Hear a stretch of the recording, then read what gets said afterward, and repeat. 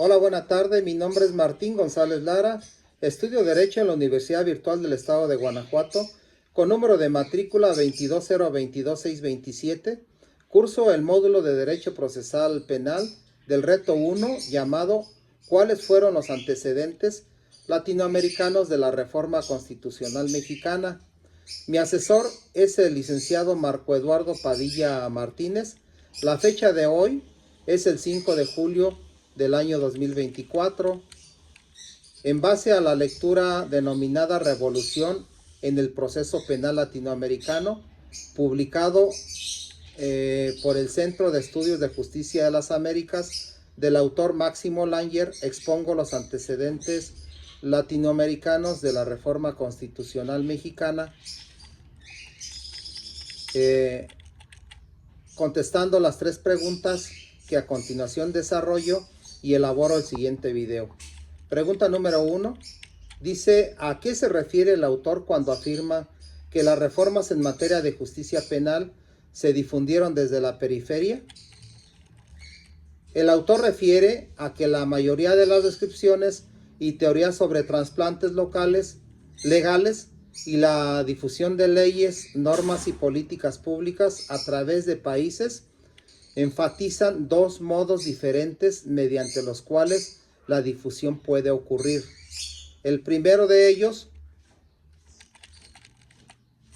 del grupo, enfatiza teorías de procesos e incentivos comunes entre el Estado y actores domésticos que enfrentan y que los llevan a adoptar leyes, normas y políticas públicas.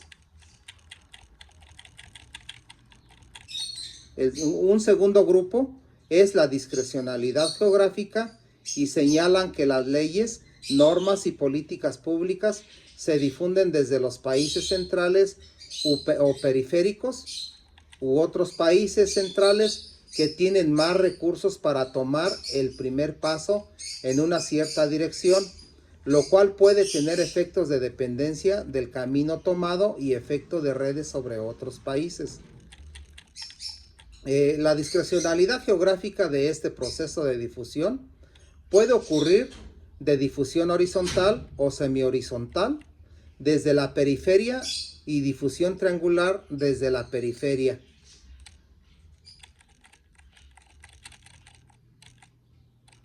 En contraste con los 2 modelos anteriores, se identifica un tercer modelo, que es la difusión desde la periferia, donde puede ocurrir o ser facilitada por muchos factores que varían dependiendo el caso. Algunos serían problemas, procesos políticos y sociales comunes y shocks externos comunes, imposiciones, presiones e incentivos externos, emulación, los beneficios a que la reforma puede traer a las élites internacionales, transnacionales y domésticas, campañas de redes transnacionales, etc. La siguiente pregunta dice que ¿qué distingue a los códigos inquisitivos y a los códigos acusatorios en Latinoamérica? En el sistema inquisitivo, el proceso penal se dividía en dos fases principales. Uno que era la fase de investigación preliminar y la fase de juzgamiento y determinación de la pena. Ambas fases eran escritas. De hecho, la columna vertebral de este proceso era el expediente que la policía y el juez de instrucción compilaban. Este expediente documentaba toda la actividad procesal desde el comienzo del proceso, incluyendo las pruebas que el juez evaluaba en la fase del juzgamiento. En segundo lugar, bajo estos códigos inquisitivos, un juez estaba a cargo de la investigación preliminar. De este modo, el juez tenía al mismo tiempo un rol de investigación y juzgamiento durante esa etapa.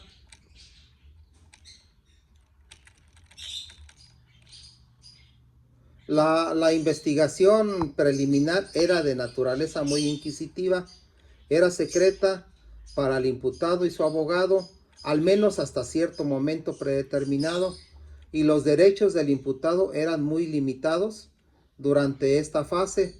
Por ejemplo, el imputado no tenía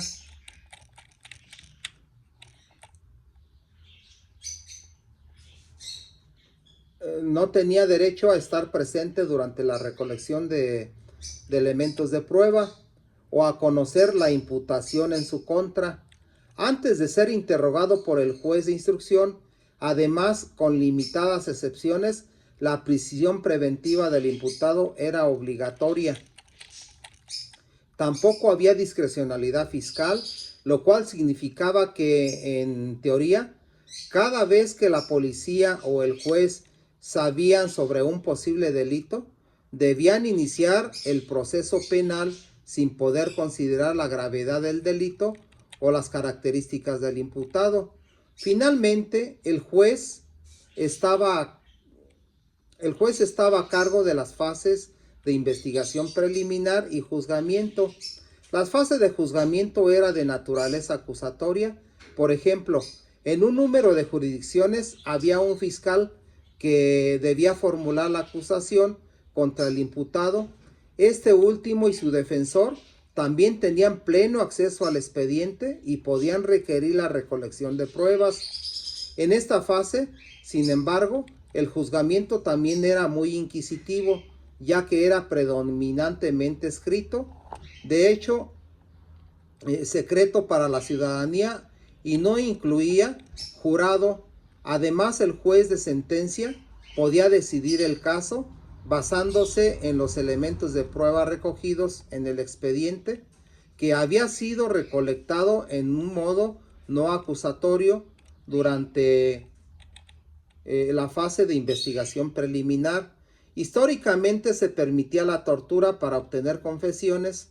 El Estado es quien acusa, se basa en leyes antiguas y modernas, lo que puede generar dificultades en su aplicación. En el sistema acusatorio, los procesos penales son orales y públicos y el acusado tiene conocimiento de los cargos en su contra. Hay una clara separación entre el rol del juez, el fiscal y la defensa. No se permite la tortura como método de obtención de pruebas. La acusación proviene de las partes involucradas y no del Estado. Se busca la transparencia y la participación activa de las partes en la búsqueda de la verdad, mientras el sistema inquisitivo se caracteriza por la investigación secreta y un papel activo del juez. El sistema acusatorio promueve la transparencia, la separación de roles y la participación de las partes en el proceso penal. Siguiente pregunta: ¿cómo influyeron los actores internacionales en la formación y expansión de la red de activistas reformadores de América Latina? Estos influyeron en reemplazar los códigos inquisitivos por códigos más acusatorios. La red de activistas contribuyó a la diseminación de modelos en toda América Latina. Estos activistas llevaron a cabo diversas acciones para difundir ideas y prácticas legales, lo que ayudó a fortalecer la red y propuso los nuevos códigos procesales penales para resolver problemas tales como la falta del debido proceso, la insuficiente transparencia y la insuficiencia del sistema penal, y caracterizó las reformas como una conversión de procesos penales inquisitivos en acusatorios. Como último, mi opinión, en la que indico la relación entre el texto de Layer y la reforma constitucional en materia de seguridad pública y justicia penal en México. El sistema penal acusatorio se instituyó en nuestro país en el año 2008 y en el 2019 se centró la seguridad pública.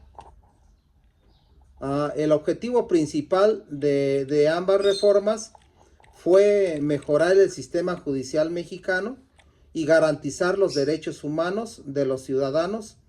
La relación en el texto de Langer y la reforma constitucional en materia de seguridad pública y justicia penal en México es un énfasis, es un análisis crítico de la reforma constitucional de 2008. Langer argumenta que la reforma no aborda adecuadamente los problemas fundamentales del sistema judicial mexicano, como la corrupción y la falta de recursos. Sin embargo, también señala que la reforma es un paso importante hacia una justicia penal más efectiva y transparente. El contexto en el que ocurre este proceso en el sistema jurídico penal mexicano es que habían ocurrido la inefectividad del funcionamiento jurídico penal, la falta del debido proceso y la transparencia y deficiencia, y estas deficiencias se compartían a nivel nacional. Pues bien, como lo afirma Langer, México se unió a lo que describe como una ola de reformas procesales penales iniciado 2 décadas antes de esta reforma constitucional, por una red de expertos activistas del sur que propusieron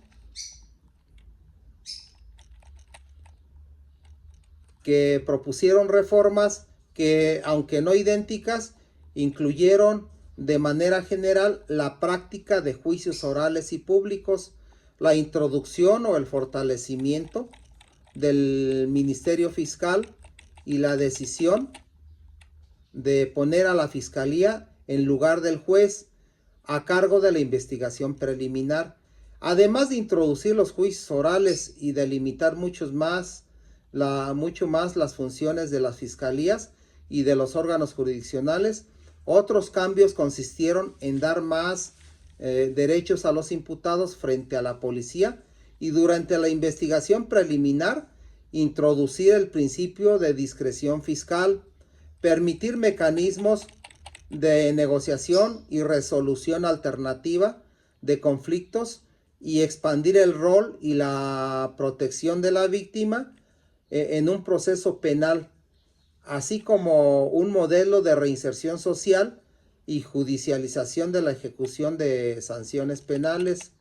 Sería todo por mi parte.